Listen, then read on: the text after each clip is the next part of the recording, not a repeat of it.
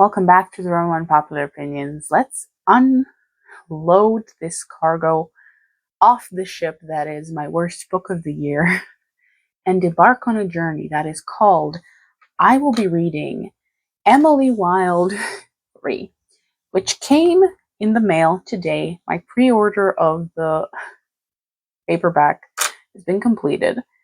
Let's read the book. Let's wrap up the year with another book that I don't want to read the same way that we started the year. I'm just laughing and giggling because there is no reason for you to watch this because I don't like this. So the fact that I don't like this series might hinder the enjoyment of someone watching this video, but I will try not to yap. I will try and keep it under 1 hour. Like, I will do my darndest to keep it under 1 hour. And I will hopefully keep the whining to a minimum, because if you've seen my thoughts about the second book, you already know that I'm really, really annoyed with this, that I don't like any of the characters or the relationship, but I do love Heather Fawcett, and I am a bit of a completionist. I want to say that I've read all of her books, so we will be reading Emily Wilde 3, Compendium of Lost Tales, and buckle up, buckle up, because I am expecting to hate it if the second book is any indication, but she could always surprise me. I'm really, really, really giving her the benefit of the doubt simply because I love her so much, so anything is possible, and the candle will probably go out now, so let's get started.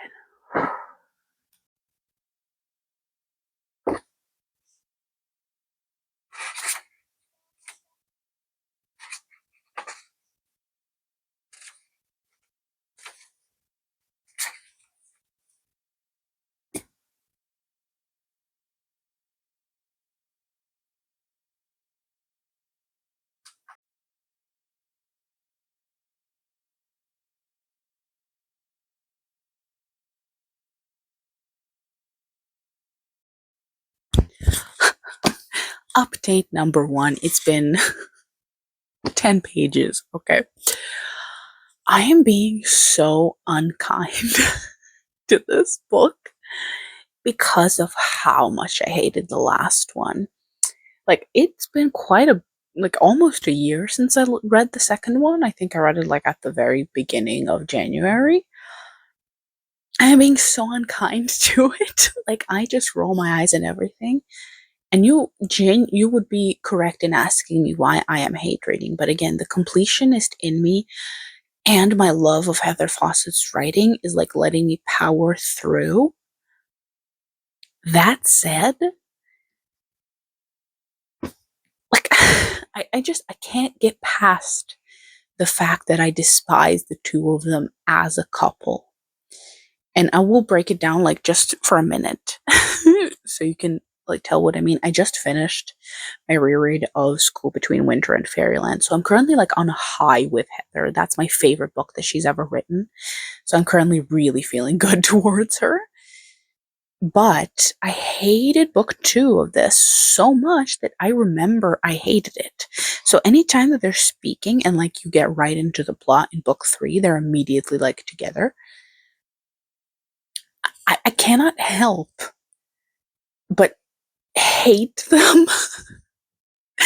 I'm getting sidetracked and ranting. Point being is this. I like the idea of both of them. I think it could have worked, as I already said in several videos, to have a whimsical fairy prince who wants to go home and is stuck in the human world. I love how she writes fairies. In School Between Winter and Fairyland, she has a fairy that, goes as the boggart. I love how she writes fairies. I think she nailed that whole, they can be kind to you, but they're actually really malevolent and mischievous beings where you really don't know where you stand with them. I think she nailed how she writes fairies. So I like Wendell individually. And I think Emily could have worked as this dry, cold, sort of misanthropic introvert who's into studying fairies, and they could have been unlikely companions researching how to bring him back home. But just the fact that this is a romance is immediately putting me off everything. It's putting me off the entire story, okay? He's literally just spinning her around and being like, my beloved Aunt Emily. They haven't even kissed yet in this book. And I'm immediately like, I want to gag. I'm being a tad dramatic right now. But I viscerally hated how they came together in book 2 and all that stuff. Like, I hated it so much that it's like stuck in my head, even though it's been 10 months since I read book 2. And the thing that irks me the most, again, because I actually know and love Heather and her writing, is that I feel like this trilogy would have been a great one for me if it wasn't a romance. Like, if just that aspect of it was changed, I would have, if not loved, then liked it. Because I feel like everything else would work for me if it wasn't a romance. So, I wonder how I'm going to trudge through this when this is the book when they're being lovey-dovey in the first 10 pages. Like, like in book 1 and book 2, at least it could have sort of like pretended until they actually got together that it wasn't going to happen, but like, I can't do that anymore. I will try not to whine about that anymore, because like, I feel like we've spoken about this ad nauseum. There's nothing else I can say. I just do not like them together, or their relationship in general. I do not like them when they're together romantically. So I feel like I'm going to complain about other stuff other than this, but if there's some line that I need to read out, I will, because this is a spoiler vlog, in case you weren't aware. Like, anytime I do a book specific vlog, it's a spoiler vlog. But I will stop ranting for now, keep reading, and hope that I can muscle through somehow. Heather has to be praised for one thing, and that is that there genuinely is no smut. There's just references and the horrendously awkward intro into their first time that happened in book 2. But I am struggling. I was finally getting into the world building a little, because they're not in like the human world, they're in the fairy world. So I was like, yes, all these cool like species and all these plants and creatures. I was like, finally something interesting. And then like, I have to make a note of it because it made me laugh when they get to the castle. She says that we had in fact woken once already earlier that morning, and then spent an hour or two very agreeably occupied. And I'm just sat here and I'm like, an hour or two? An hour or two? Like,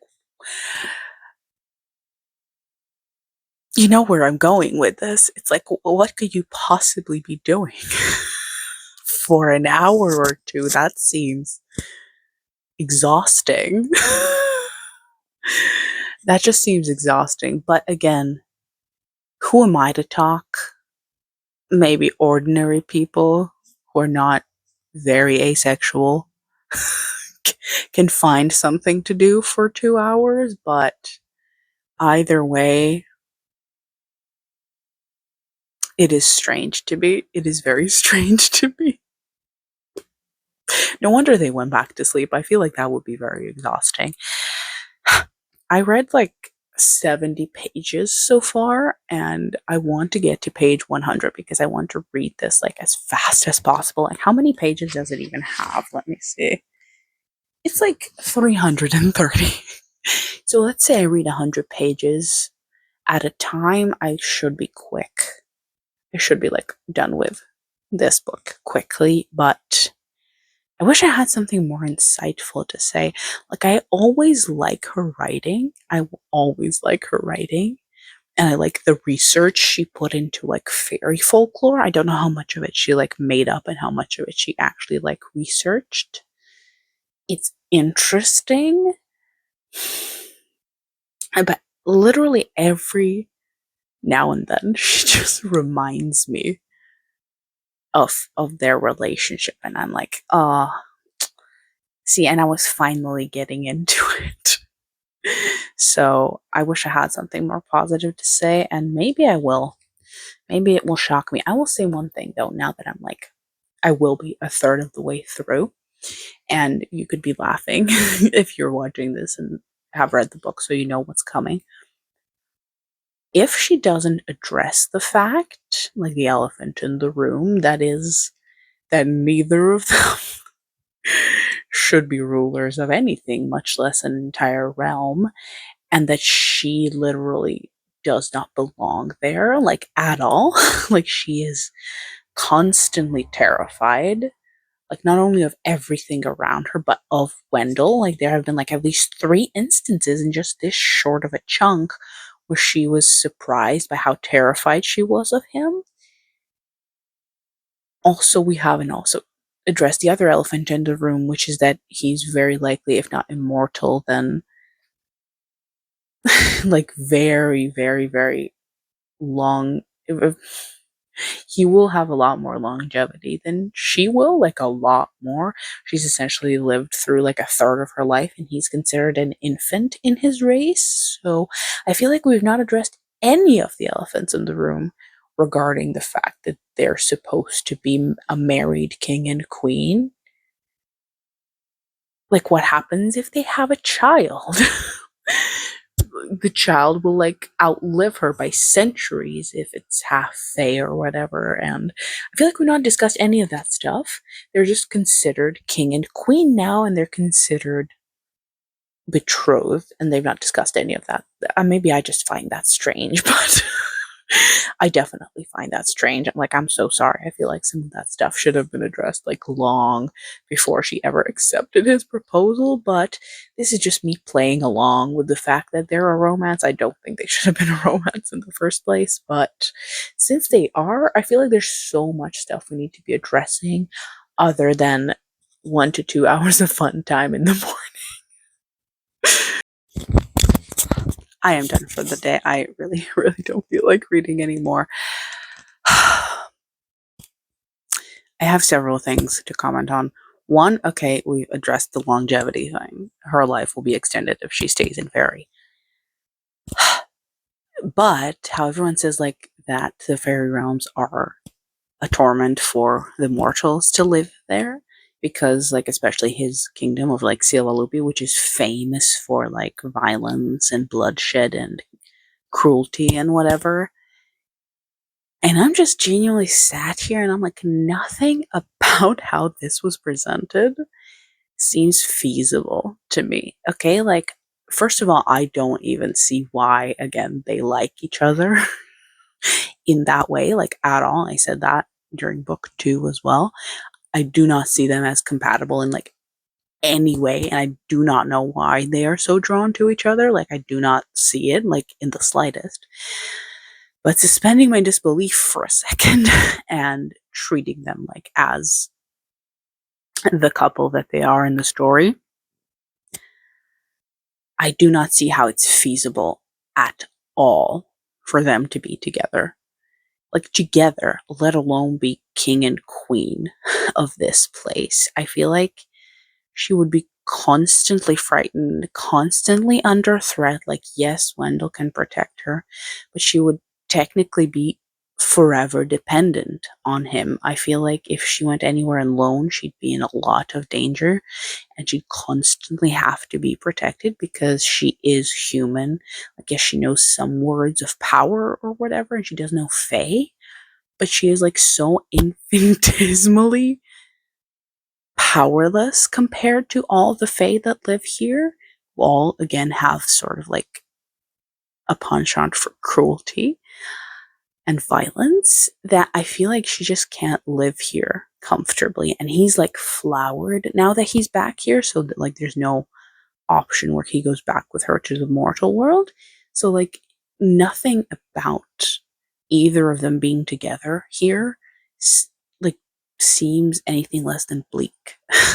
You know, like her life here would be fine only so long as she remained like glued to his side, so she could be protected and not constantly intimidated or frightened or threatened or in mortal danger. So, like, genuinely, unless she stays glued to his side for several hundred years, I do not see how they would work as, like, king and queen, husband and wife, whatever you want to call them. I do not see how it would function with everything that we know right now, but maybe again she will magically change my mind in the next 200 pages, because while I do not see them as a compatible couple or a pairing that I like or understand at all, she might manage to convince me how they would work in this universe. But for now, with like 2.5 books under my belt, I really, really doubt it. I think it's not going to be convincing, even if I put my mind to wanting to find it convincing. So we'll see. We'll see 1/3 of the way through. I'm just not buying it. I'm really, really not buying it. We have to talk. We have to talk. I was doing my darndest. Was doing my darndest. Okay. One thing that I will like get out of the way immediately is now that we've like sort of gotten to know Wendell's realm and his people, even his uncle, who seems to be the nicest person there, is like a sadist, essentially. Like, he enjoys inflicting pain. Why is Wendell not like that? I know that the only rational reason I could be given is because he's the love interest. Like, I don't care if you argue he was in the human world, he's different, he's just blah, blah, blah. He has a soft spot for Emily because he can be brutal too. We've seen that in the first book. But I actually have never, Heather is like the mildest in this sense, but I've never liked the humanization of mischievous, otherworldly, malicious, tricksy creatures, you know? Like, Emily can never be certain that Wendell won't snap, that he won't be a cruel fairy in one moment. Okay, like, the one thing that's keeping her from being scared of him is that he's sort of worshipping the ground she walks on. Like, if she said jump, he'd ask how high, which I also, again, don't find believable, because I'm like, why on earth would he like her? Why would she like him? But why on earth would he like her? Like, I made that argument in book 2 as well. So I feel like when he gets past worshipping the ground he walks on, because I don't find it believable in the first place, how is she not going to be terrified of him? Like, Heather made such a point of highlighting how scary and uncomfortable and unpleasant Fairy actually is for Emily to be in. So you're telling me that she has a husband who's also like that, but she's supposed to believe that she will always remain the exception. I don't know. I don't know what exactly I'm getting at, but you know what I'm getting at. You know exactly what I'm getting at, and that is that the only reason why Emily is the exception and why they're going to be together in the end and why it's somehow going to work out is because Heather wants it that way. She wants this romance to work because that's the sell for why this series is so popular with people, with romantasy, cozy fantasy people. And my point is that this could have been such a much more interesting dynamic and exploration of Fae, which she clearly really looked into for these books because it's all so well drawn, that it could have worked so much better if they were just unlikely companions. As I've been parroting myself time and time again, it could have actually been interesting to explore if I wasn't supposed to really severely suspend my disbelief that they would somehow work as a couple, because I fundamentally don't believe that. Like, at least in other Fae stories, like A Court of Thorns and Roses and others of its kind, the fairies are so humanized that it's essentially just attractive men with either wings or special abilities, but it's normal, ordinary human men. Whereas Wendell, because Heather actually made real fairy lore and not just really humanized fairy lore, Wendell feels like a real fairy whose only fault in his character work is that for some reason he adores Emily and like worships the ground she walks on. And I'm like, I don't believe you. Like it doesn't read as believable or as feasible. I could, in some universe, see why Emily would like him, but not even that, because she doesn't really seem to like people that much. And for half the series, she was really annoyed with him. And that's why I hated what I hated in book 2, because the switch from her being supremely annoyed by him to her being in love with him was like, this could have easily just stayed as unlikely friends. All the yapping that I'm doing is basically like, the more we are in the fairy realm, the less believable do I find it that Emily is the exception and that Wendell actually realistically loves her and isn't just strangely obsessed with her, which will pass.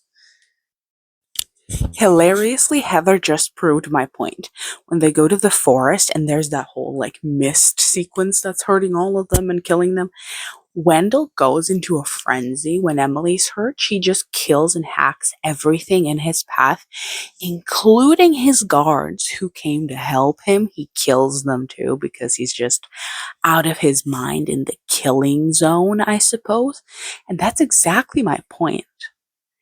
The only reason that this isn't like a horror story is that I know they're going to end up together and that this is a romance and that he wouldn't ever hurt Emily because Heather doesn't write that kind of book. But otherwise, if this wasn't Heather and I didn't know her, I'd be terrified for Emily. I'd be like, your husband can get into like killing fits where he doesn't even know who he's killing, and you're absolutely chill and okay with that. Not only that, but his entire people are like that, okay? His like Methuselah aged uncle who enjoys inflicting pain, takes absolute pleasure in tormenting and killing people. His sister, who's diabolical, his stepmother, who's insane and who set this curse in the first place. Everyone who wants you dead, both you and Wendell, just sat there and I'm like, Emily, as much as I personally do not like you, because I do not, get the fuck out. Like, go home. I'm sorry. No amount of scholarly interest can justify pretending to be queen of this place of insanity. Okay, scholarly interest is fun and all. Okay, she can be interested in the world, visit and sometimes take her notes, and go out to live in her cottage in the woods. Okay, I can see that for Emily, but knowing that she ends up with Wendell, whether they come up with some kind of scheme where they hop to and fro, or she actually stays with him in Fairyland, I don't really care. It's just not, like I can't even put it into words. It's just not realistic or believable or anything other than that it's a romance, so you know it's going to work. And I don't like that as justification. I like there to be justification to my romances. I'm so sorry.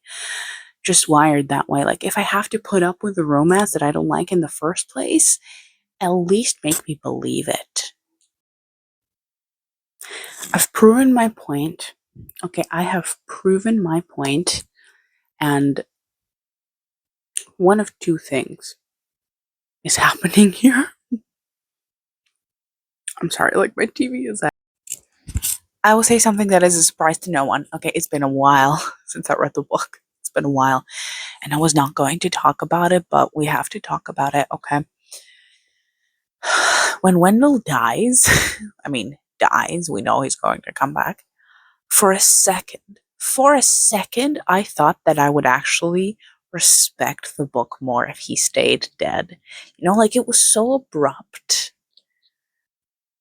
And like the rest of the book being like Emily dealing with it and leaving the Sila Lupi and going back home and like realizing that she never could have worked with a high fae.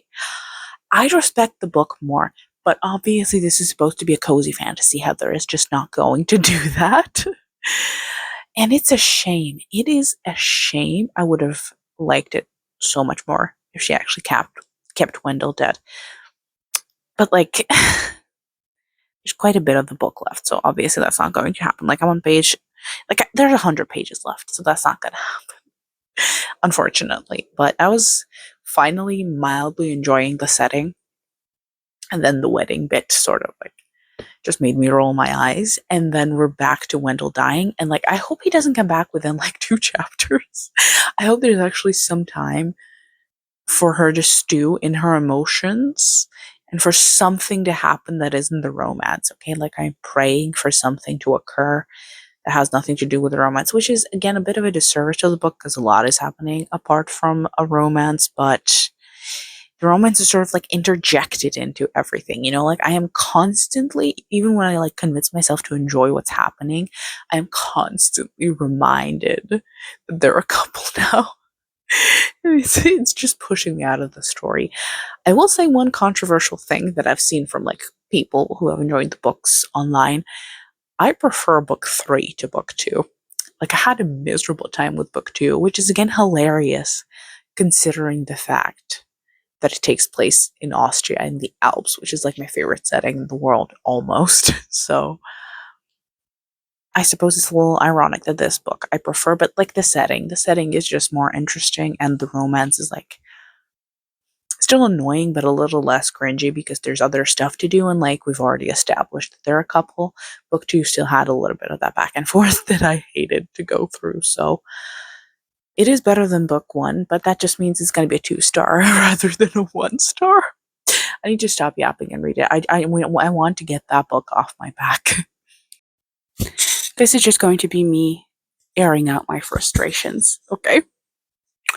Wendell is dead and he's not going to be gone for like, 3 chapters at the rate we're going, but she just said she was sick when they brought her food. And like I'm crossing my fingers. If she is pregnant in this book, in any context, okay, whether it's in the ending or right now, I am quitting. Okay, I am quitting. I am leaving. But like I trust that Heather wouldn't do me dirty like that. I hope she wouldn't do me dirty like that. But if I have to put up with a single conversation about pregnancy or children in this book, then I am leaving.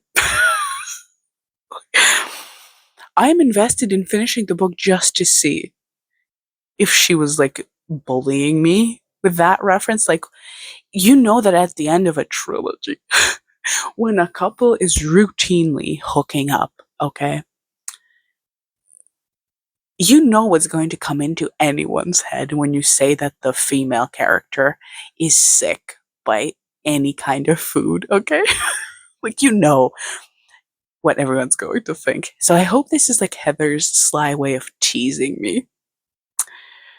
I hope, okay? Like, I might finish it out of spite. Like tonight, just to see if I'm wrong. God, I hope I'm wrong. You watching the video laughing, please tell me that I'm wrong, okay? Please, Heather, don't let me down. This is just going to be me airing out my frustrations, okay? Wendell is dead and he's not going to be gone for like, 3 chapters at the rate we're going, but she just said she was sick when they brought her food. And like I'm crossing my fingers. If she is pregnant in this book, in any context, okay, whether it's in the ending or right now, I am quitting. Okay, I am quitting. I am leaving. But like I trust that Heather wouldn't do me dirty like that. I hope she wouldn't do me dirty like that. But if I have to put up with a single conversation about pregnancy or children in this book, then I am leaving. I'm invested in finishing the book just to see if she was like bullying me with that reference. Like, you know that at the end of a trilogy, when a couple is routinely hooking up, okay, you know what's going to come into anyone's head when you say that the female character is sick by any kind of food, okay? Like, you know what everyone's going to think. So I hope this is like Heather's sly way of teasing me. I hope, okay? Like, I might finish it out of spite, like tonight, just to see if I'm wrong. God, I hope I'm wrong. You watching the video laughing, please tell me that I'm wrong, okay? Please, Heather, don't let me down. Just so we're clear, this is an awful, horrendous, atrocious angle, and the lighting's completely off. That is because my phone died mid-recording, but I do need to get this thought out, and then we will be done for the day.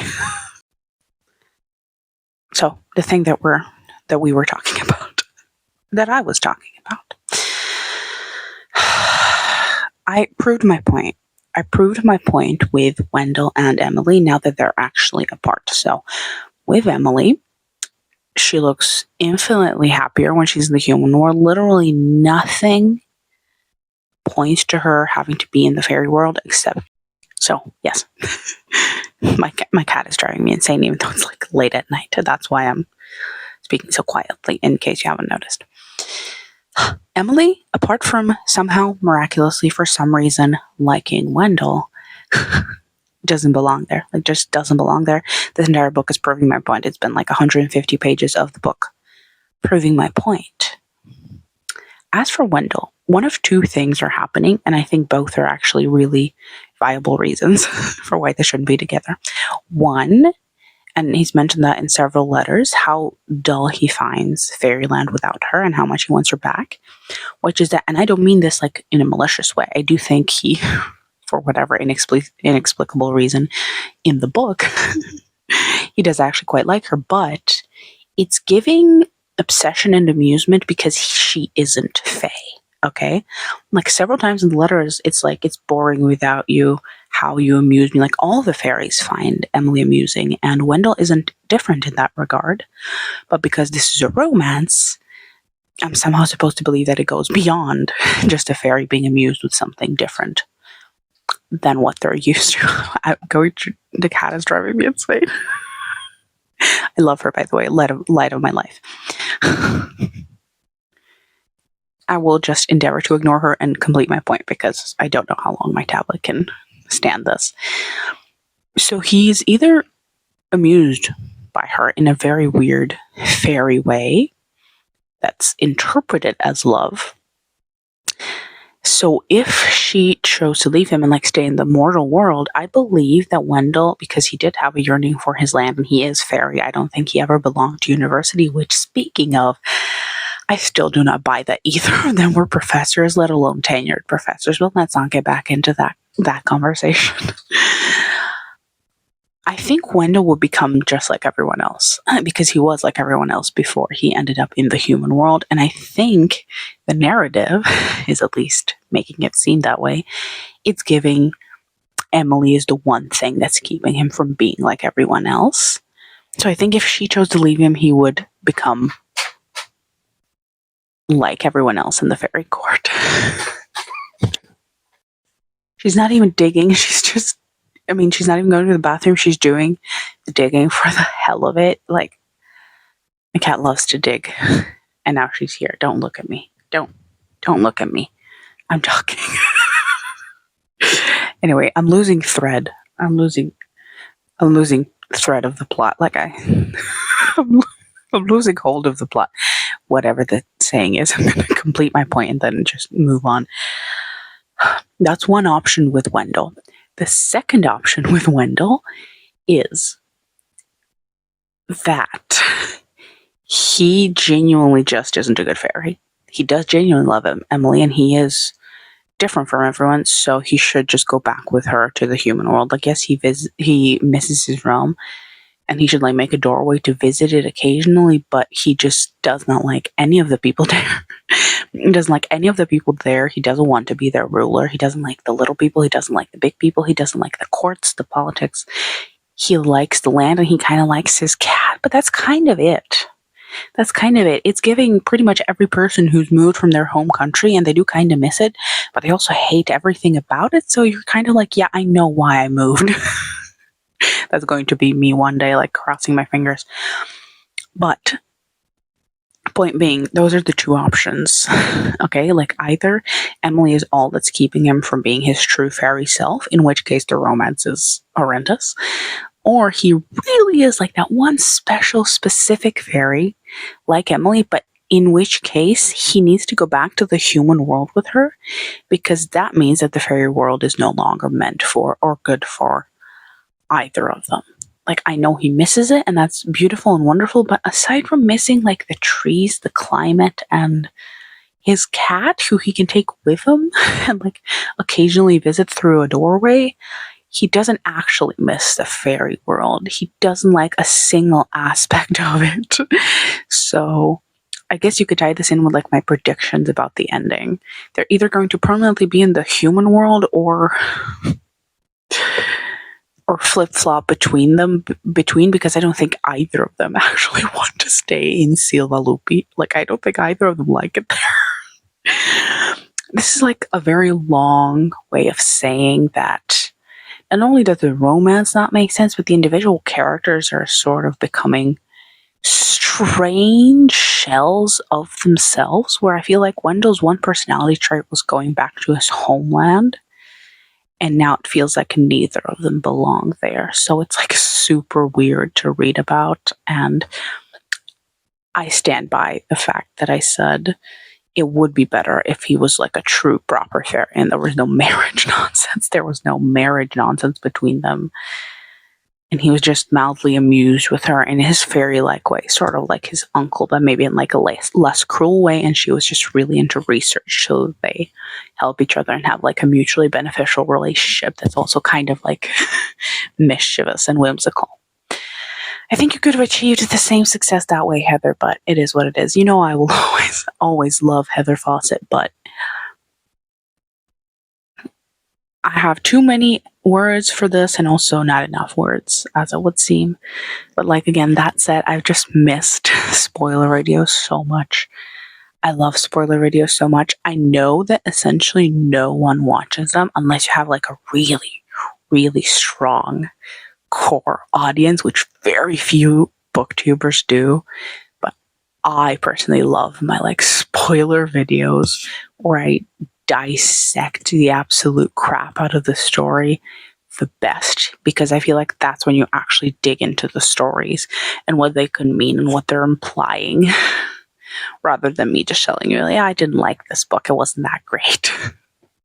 I will see you tomorrow, because I don't feel like propping up my tablet again like this. Like, I will see you tomorrow. This is an angle that you never see, and we'll probably never see again. I just want to like film an outro clip because I was putting the stupid video on my computer, and then I noticed that the outro clip and the concluding clip is the only one where the audio is like just gone. So, a long story short, actually a lot of time after I already finished the book and already forgot about it, okay? The gist of what I said at the ending of the book was that while I didn't like the experience reading it, or the book at all really, or the trilogy, is that my final like emotion, sentiment, thought about the book was actually a very positive one. Like, I was sort of like, okay, yeah, that was kind of cute, that was kind of sweet. It was a positive feeling at the end of it. Will I ever read it again? No. Do I still remember it? Even though at this point I read it like weeks ago? No. Blocked it out. I don't remember any of it. I mean, I do remember it because I don't forget what I've read, but I don't think about it. That's the point. I don't think about it like at all. I forgot that I read it. Okay. I've moved on to better things, but I do hope the video was fun either way, because like it was fun to do. That's the only way that I did it, and I don't think I would have been able to actually finish it if I didn't record myself doing it. So I'm glad, and now I've read all of Heather Fawcett's books before the new one comes out, which I don't know if I will get on ebook or physically, because I don't want to get a hardcover of it. It's way too expensive, and I don't know if I will like it, but I don't feel like waiting for the paperback, so I might read the ebook. That said, we're done with Emily Wilde, and I hope that if you liked this book, it was funny, and if you didn't like this book, that you felt a little bit, like validated. So while my overall ending emotion was positive, I just did not care for this experience at all, as you probably saw from the video. So I will see you in the next video.